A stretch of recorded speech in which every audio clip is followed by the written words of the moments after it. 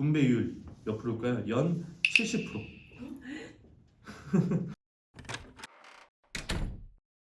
이것도 마찬가지인 게 커브드콜 ETF를 우리가 몇 달 전에 얘기했던 것들이 대략 한 5, 6개월이 지난 현재 과연 성과가 어땠는지를 보는 교육 내용이라서 커브드콜 ETF에 대한 개념이라든지 우리가 추천하는 ETF들에 대해서 이제는 어느 정도 개념들이 다 잡혀 있을 거라고 생각하고, 그러면 작년 하반기부터 굉장히 이슈였던 대표적인 커브드콜 ETF 상품들의 과거 6개월 성과를 확인해 보면서 우리의 예상이 어느 정도 맞았는지 체크를 해볼 건데, 제가 교육을 준비하면서 되게 놀랐어. 역시 투자자들, 일반 투자자들이나 소비자들이 혹하는 상품들은 그만큼 함정이 있다, 함정 카드가 숨어 있다라는 거였고, 우리가 가장 대표적으로 배당금 혹은 정확히 말하면 분배금이죠. 분배금을 받기 위해서 가입하는 투자하는 ETF 뭐가 제일 대표적으로 있었죠? 찰스 슈왑, SCHD 있었죠. 그리고 비슷한 유사한 것 중에 뱅가드의 VYM 같은 게 있었어요. 분배율 많이 나오는 사람들이 많이 아는 것 중에 제피가 있죠. 찰스 슈왑, 뭐 VYM, 제피는 아니지만 이거 이상하다. 요즘에 새로 나왔는데 이름도 조금 냄새가 나고 이렇게까지 많은 분배율을 주는 게 가능한가? 라고 해서 그때 당시에 커버드콜 ETF 교육을 하게 만들었던 상품이 뭐였냐면, 기억하는 사람도 있을 거예요. 스파이 I라는 상품이었죠.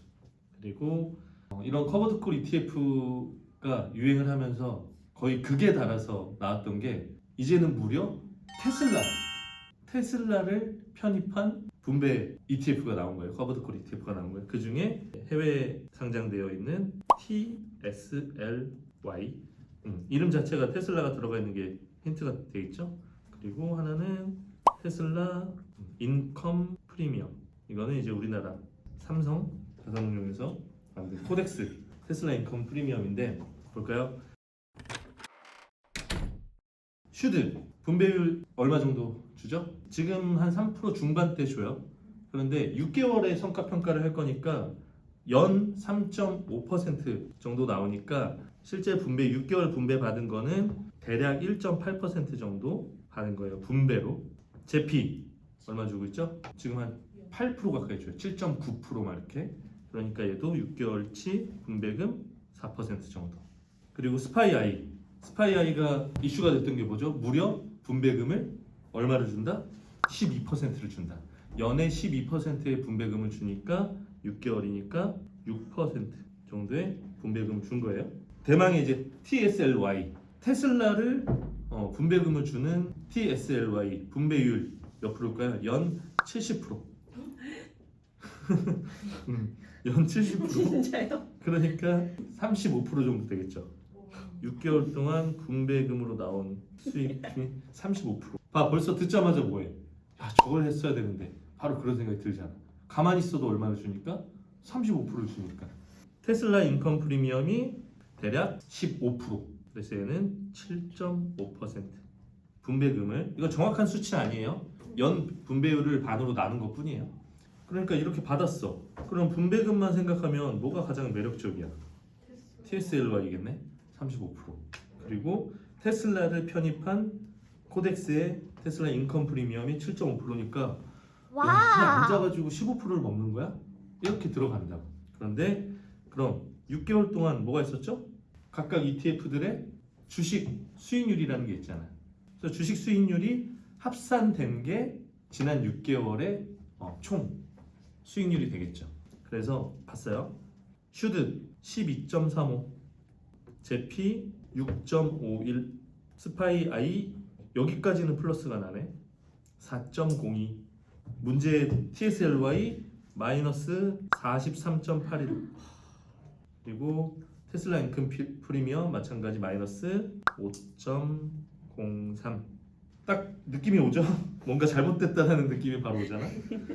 그래서 슈드가 합산해서 지난 6개월 동안 올린 누적 수익은 14.2%가 되는 거예요. 제피가 10.5%, 스파이아이가 10.02%, TSLY는 마이너스 8%, 테슬라 인컴 프리미엄이 플러스 2.5% 정도예요. 어때요? 결과가 정말 그 마치 짠 것처럼. 그때 그 교육의 내용이 뭐였어요?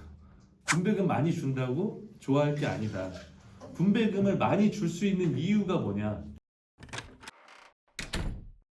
변동성이 큰 종목을 많이 편입해 두면 콜옵션 판매 수익금이 올라간다고요. 그러니까 콜옵션 판매 수익을 높일 수가 있어. 왜? 변동성이 크다는 거는 주식이 크게 상승했을 때 그 콜옵션을 권리 행사하러 오는 사람들이 많아진다는 소리잖아. 그러니까 주식 수익률이 크게 높아져도 문제야. 왜? 그 수익을 내가 다 가져갈 수가 없어. 콜옵션을 사간 사람들이 수익을 가져간다. 그리고 일단 비싸게 팔았어. 근데 올라도 문제지만 떨어져도 문제잖아. 그러니까 테슬라 같은 경우에 비싸게 파니까 이런 수익금을 35%, 분배금을 35%씩 줄 수 있는 거잖아. 연에 막 70%줄 수 있는 거잖아.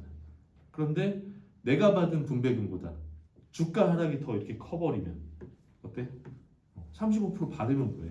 주식이 43% 떨어져 버리는데. 이런 리스크를 안고 가는 게 나의 분배 수익률이 높다라는 장점에 반대하는 단점이라고 설명을 했던 거잖아요. 그런데 그게 정말 6개월 만에 아주 명확하게 그 장단점을 보여주는 결과가 나왔다. 그래서 슈드 같은 경우에는 연 분배율이 한 3% 중반밖에 나오지 않지만 주식 수익률이 그보다 좀 더 높았기 때문에 누적 수익률은 가장 압도적으로 높아요. 테슬라랑 비교하면 누적 수익률이 20%가 넘게 차이나. 6개월 사이에. 그러니까 이렇게 한 종목을 가지고 그거에 대한 커버드 콜 ETF를 구성하는 게 과연 맞는 거냐? 분배율을 많이 받는 게 능사냐?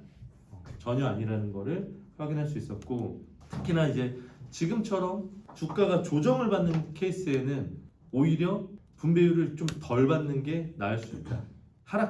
주가가 하락해버리면 그 하락 리스크를 크게 떠안아야 되는 게 분배율이 높은 ETF의 특징이다. 그럼 결과적으로 그럼 슈드 VYM 하면 되나요? 라고 물어볼 수 있잖아. 그건 또 아니다. 왜냐면 지금 얘기한 것 중에 맨 마지막에 있는 코덱스의 테슬라 인컴 프리미엄을 제외하고 전부 다 미국 상장 ETF다. 그럼 해외 상장이니까 뭘 또 고려해야 돼요? 환율을 고려해야 되겠지. 그래서 실제로 지금 2024년 4월 현재 투자해야 되는 커버드 콜 ETF를 꼽는다면 여기에 없는 종목이 될 거예요. 그거는 따로 개인적으로 와서 물어보면 답을 해줄게.